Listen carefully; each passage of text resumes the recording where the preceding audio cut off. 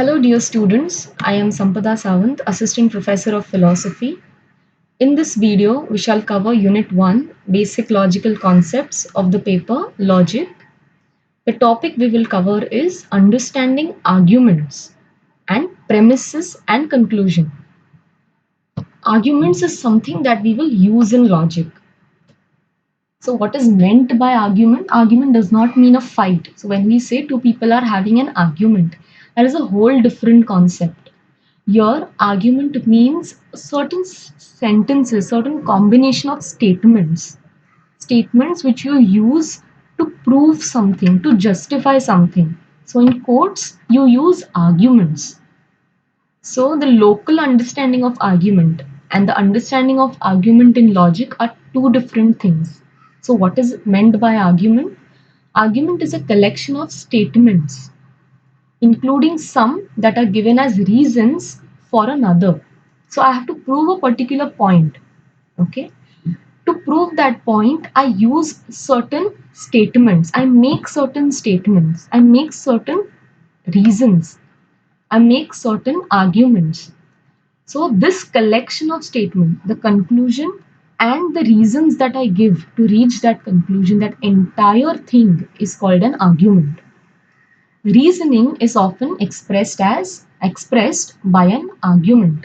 So if I have to reason out something, if I say this is the case, and somebody asks me, please explain why are you saying this? So I give certain reasons why I said a particular thing.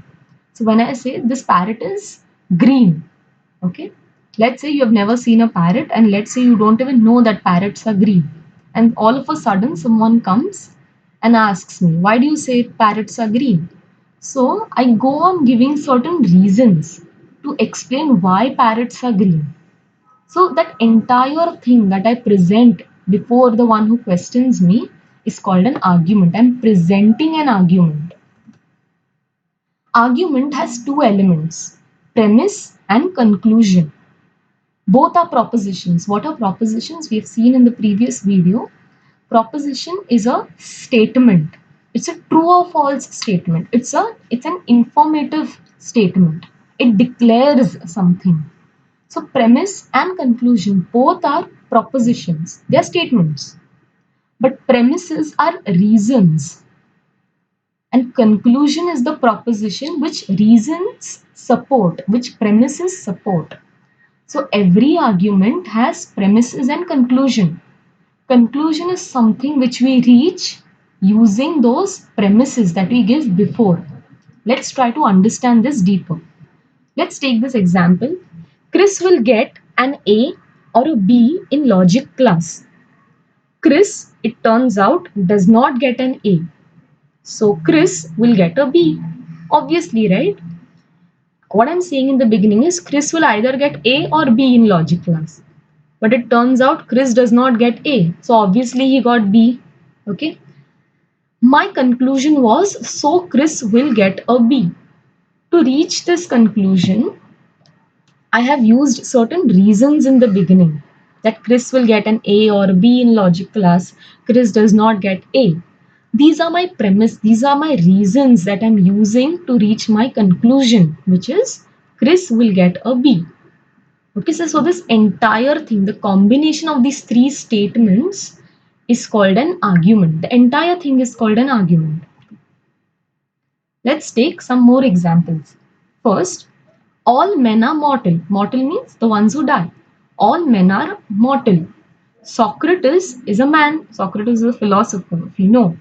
Socrates is a man. Therefore, Socrates is mortal. Obviously, right? All men are mortal. And Socrates is also a man. Therefore, Socrates is also mortal. Socrates will also die someday. So, this entire thing is an argument I'm making. My conclusion is Socrates is mortal. My reasons that I gave to reach that conclusion are all men are mortal, Socrates is a man.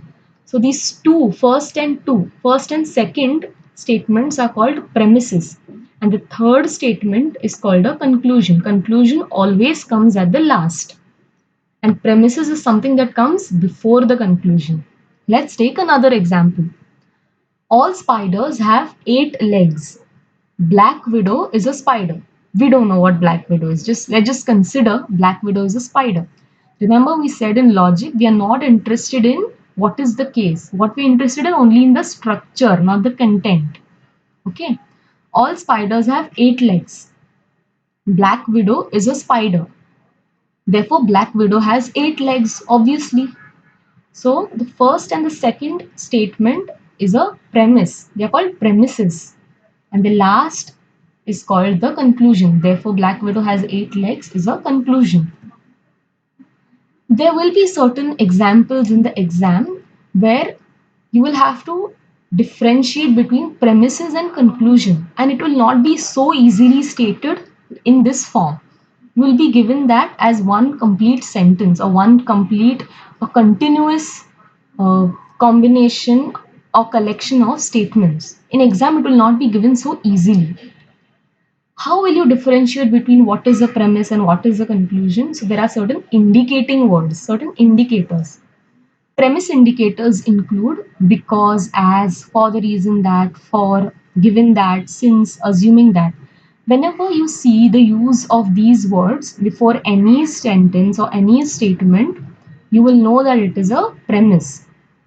Conclusion indicators are therefore, hence, thus, so, accordingly, consequently, it follows that, for this reason, for these reasons, we may conclude that, we may infer that, in consequence, as a result, which proves that, which means that, which implies that, which entails that, which shows that.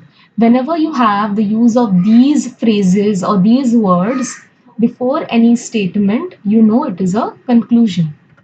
Let's try to understand it with some examples. So, an exam you will be given in this format. Let's take the first example. Because ABC band has great artists. Let's take some random band. ABC band has great artists. ABC band won the competition. Now, look in the previous slide. There is the use of the word because, and because comes under premise indicator. So this first part of this sentence, because ABC band has great artists, that is a premise. And the latter part, ABC band won the competition, is a conclusion. Okay. Let's take another example. Given that COVID-19 situation is still on the rise and jobs of many government servants are at risk, this implies that the economy is the most affected sector in the country. Given that, this implies that. Given that comes under premise indicator, and it implies that comes under conclusion indicator. Now look at this sentence. Given that COVID-19 situation is still on the rise and jobs of many government servants are at risk, you will easily know that these are the premises. And wherever there is a conclusion indicator, where is a conclusion indicator? It is before the economy. Okay, this implies that. So you easily know that this is the conclusion. This implies that the economy is the most affected sector in the country. This is my conclusion. Let's come to the third example. Many poor laborers returned to their native place since jobs were not available in the city. So there is an indicator here, that is since. Since comes as a premise indicator. So, since jobs were not available in the city is a premise, and the first part of the sentence will be many poor laborers return to their native place is a conclusion. So, you will see sometimes a conclusion is placed before and the premises are placed after. But how will you find out? So, the way to find out is through the use of the indicators. Thank you.